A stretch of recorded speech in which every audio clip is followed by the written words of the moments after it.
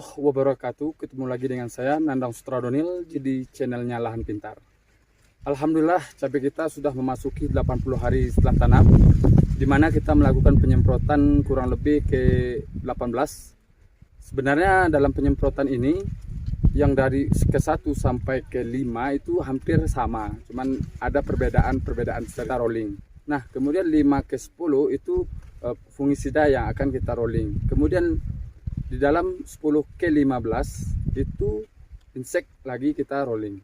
Nah, di dalam penyemprotan ke 18 atau ke lebih kurang 18 ya, mungkin kisaran 16 lah kalau karena kita tidak menghitung. Pada kesempatan kali ini di mana cabai kita sudah memasuki cabai berumur 80 hari setelah tanam. Nah, yang kita masukkan pada saat sekarang ini yaitu dengan penguatan insektisida, di mana insektisida ini berperan aktif di dalam mengendalikan lalat buah ya pada fase berbuah hijau seperti ini.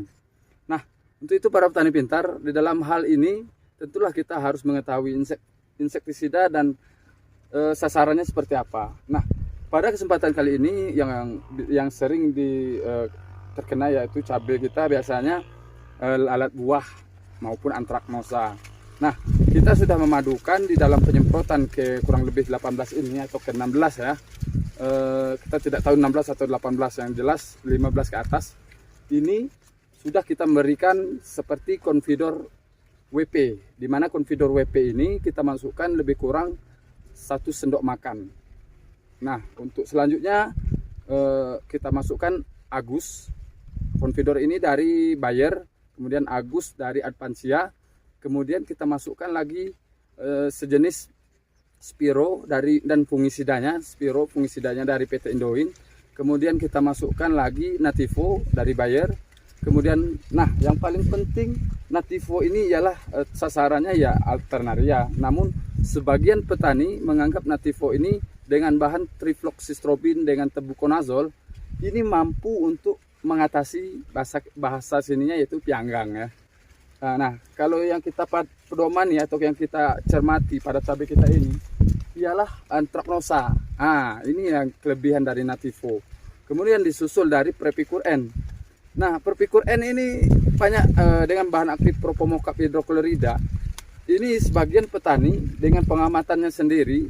Nah, kita yang sudah melakukan mulai dari pengolahan tanah, mungkin semua petani pintar sudah melihat, sudah mengamati bagaimana kita belajar sama-sama ya di lapangan, baik itu pengolahan tanah sampai detik ini alhamdulillah buah hijau sudah bermunculan. Nah, tentu otomatis kita ingin mempertahankan buah hijau tersebut. Prepicur ini mampu untuk ini ada di cabang V itu ada buah. Nah, bagaimana kita menahan buah tersebut atau bakal buah dari cabai kita ini bisa bertahan dan bisa kayak seperti lem ya, lengket. Nah, Prepicur itu bertujuan ke situ. Itulah yang kita amati di lapangan ya. Karena kita terjun langsung di lapangan, kita mengamati bagaimana prosesnya. Semuanya sudah melihat di channelnya Lahan Pintar, fungisida dan insektisida yang kita gunakan. Nah, ingat, di dalam penyemprotan ke 15 ke atas kita perlu memperhatikan daya tahan bunga, tangkai, dan ranting dari cabai itu sendiri.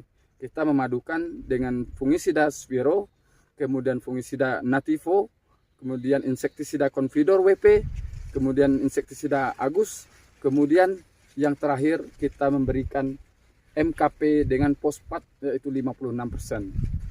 Bisa MKP Pak Tani, bisa MKP dari PT yang lainnya atau Merauke. Tapi yang kita gunakan pada saat sekarang ini ialah dari MKP Pak Tani ya. Nah, kita secara terbuka dan secara gamblang kita ingin mengedukasi kita semua. Tujuan kita akhirnya ialah nanti cabai ini bagaimana petani bisa belajar. Petani pintar bisa belajar baik yang ada di Kerinci maupun yang berada di Indonesia pada khususnya maupun luar negeri ya. Karena ada penonton kita dari Malaysia dan Thailand.